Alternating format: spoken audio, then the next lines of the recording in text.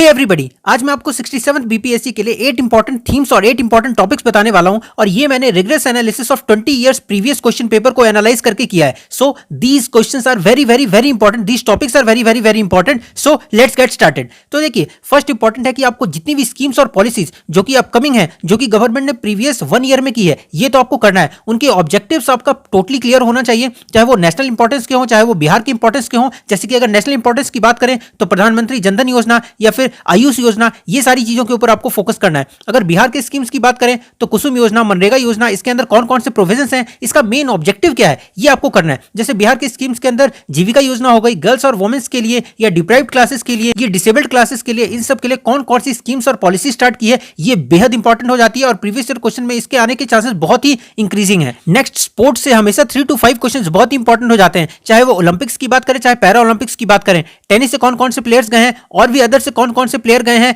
कौन से गेम को न्यू इंट्रोड्यूस किया गया है, ठीक है। एशियन गेम्स के बारे में क्या है, अपकमिंग स्पोर्ट्स इवेंट कौन कौन से हैं, ठीक है। तो ये सारी चीजें स्पोर्ट्स रिलेटेड जितने भी इवेंट्स हैं, जितने भी मेडल्स हैं ओलंपिक और पैरा ओलंपिक्स में, जिन जिन लोगों ने इसमें जीता है मेडल्स, ये सारे बहुत इंपॉर्टेंट हो जाते हैं। अगर हम लोग प्राइजेस की बात करें तो जो नेशनल लेवल पे जितने भी प्राइजेस हैं, जैसे कि सरस्वती की बात करें, व्यास की प्राइज करें, या फिर अगर इंटरनेशनल प्राइज की बात करें जैसे कि नोबेल पीस प्राइज, कौन कौन से फील्ड में किसको किसको मिला है, ठीक है, तो ये भी बहुत इंपॉर्टेंट हो जाता है। और अगर इंडिया में बात करें तो पद्म विभूषण और फिर पद्म भूषण किन्हें मिला है और भारत रत्न किनको मिला है, तो ये इंपॉर्टेंट हो जाता है। दादा फाल्के अवार्ड, ये सारी चीजें आप पूरे के पूरे अवार्ड और प्राइजेस वाले सेक्शन में ही याद कर सकते हैं। अगर हम लोग समिट्स एंड कॉन्फ्रेंसेस की बात करें तो देखिए, इसमें नेम नॉन अलाइंग मूवमेंट, ये भी इंपॉर्टेंट है। इसका कौन सा मेंबर है, कब स्टार्ट हुआ और इसका मेन ऑब्जेक्टिव क्या है। इसका G20 की बात करें, इनके कौन कौन से मेंबर हैं, यहां तक कि यूपीएससी में भी ये बहुत इंपॉर्टेंट था। तो G20 के मेंबर्स आपको पहचानना चाहिए। G20 हो गया, G7 हो गया, सार्क मेंबर्स हो गए, बिम्स्टेक मेंबर्स हो गए। तो इस तरीके से सारे मेंबर्स, एशियान के कौन से मेंबर्स हैं, ये सब आपको याद करना है। सेंट्रल एशियन कंट्रीज कौन कौन सी है,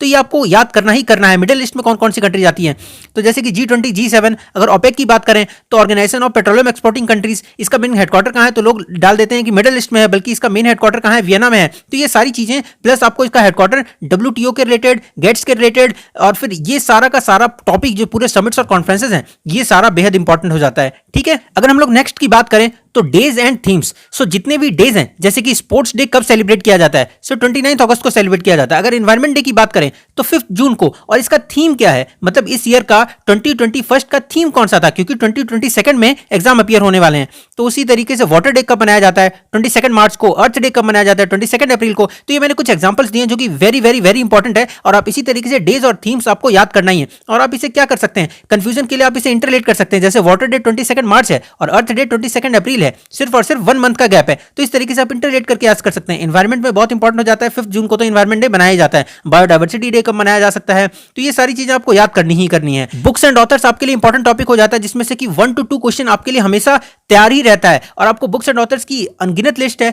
तो इसलिए मैं आपको बताऊंगा कि जो फेमस बुक्स है उनके तो ऑथर्स आपको याद रहने ही चाहिए, और जो रिसेंट फेमस ऑथर्स हैं, जैसे कि जो प्रीवियस 1 ईयर में जो जो इंपॉर्टेंट बुक्स छपी हैं, तो ये सारे के ऑथर्स आपको याद रहने चाहिए।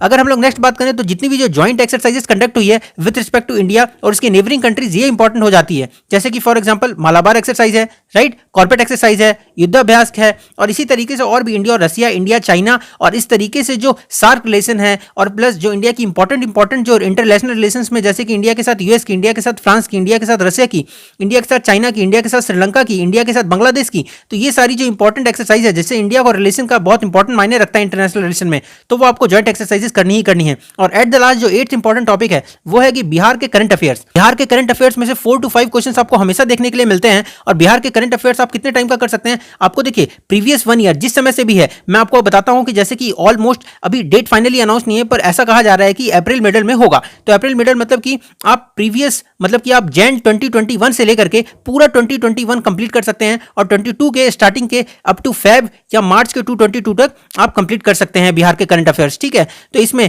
जैसे कि किसी भी टाइप के क्वेश्चन इसमें पूछे जा सकते हैं, 4 to 5 क्वेश्चंस आने ही आने हैं। जैसे कि मोतिहारी या फिर सोनपुर का मेला कब आया, जैसे 65th बीपीएससी का भी इंपॉर्टेंट टॉपिक है और ये एग्जाम में पूछा गया था। जैसे कि MCC model code of conduct कैसे इफेक्टिव होता है, जैसे कि अभी इलेक्शन चल रहे हैं 4 to 5 स्टेज में, तो वहां पर क्या हो गया, मॉडल कोड ऑफ कंडक्ट लगा दिया गया। जैसे मॉडल कोड ऑफ कंडक्ट कब लगाया जाता है, कब एंड होता है, जैसे कि जैसे ही इलेक्शन कमिश्नर ने जैसे ही अनाउंस कर दिया कि आज से हम लोग इलेक्शन की डेट अनाउंस कर रहे हैं, तो उसी समय से मॉडल कोड ऑफ कंडक्ट लग जाता है, और खत्म कब होता है, जिस दिन की फाइनल इलेक्शन का रिजल्ट निकलता है। तो इस तरीके से आपको चीजों को रिग्रेस वे में पढ़ना है। इसके बाद फिर कौन कौन से ट्राइब्स इंपॉर्टेंट है, कौन कौन से एरिया में प्रिमिटिव ट्राइबल ग्रुप्स कितने हैं, जैसे कि 75 है, तो इस तरीके से आपको याद करना है। जैसे कि national parks, wild life sanctuary, ये कौन कौन सी है, कहां पर है, ठीक है, कोई अगर नया एनिमल कहां पर ढूंढा गया तो वो भी आपको करना है, ठीक है। जैसे कि अगर नेक्स्ट आप डिफरेंट कैपिटल्स को याद कर सकते हैं। कैपिटल्स मतलब कि पूरे जो ऑल ओवर द वर्ल्ड में उसमें इंपॉर्टेंट कंट्रीज, आप समझिए कि सारे के सारे कंट्रीज के आपको कैपिटल्स याद करने ही करने हैं, ठीक है। तो ये रहे 8 इंपॉर्टेंट टॉपिक्स, और ये हाईली इंपॉर्टेंट टॉपिक्स है जिससे क्वेश्चन आते ही आते हैं। तो ये इन 8 टॉपिक्स को और इसके अंदर रिगरस प्रिपरेशन करके जाएं, और 100% आपको, क्योंकि प्रीवियस क्वेश्चन पेपर को एनालाइज करके, प्रीवियस 10 to 15 ईयर्स के पेपर्स को एनालाइज करके मैंने ये निकाला है, सो ये वेरी वेरी वेरी इंपॉर्टेंट हो जाते हैं, और इससे आपको 100% क्वेश्चन देखने को मिलेगा ही। और अगर आप खुद अपने आप चाहें तो प्रीवियस ईयर के क्वेश्चन पेपर को एनालाइज करेंगे तो आपको ये सारे टॉपिक्स 100% मिलेंगे ही मिलेंगे। So I hope this video gonna help you. Thank you so much.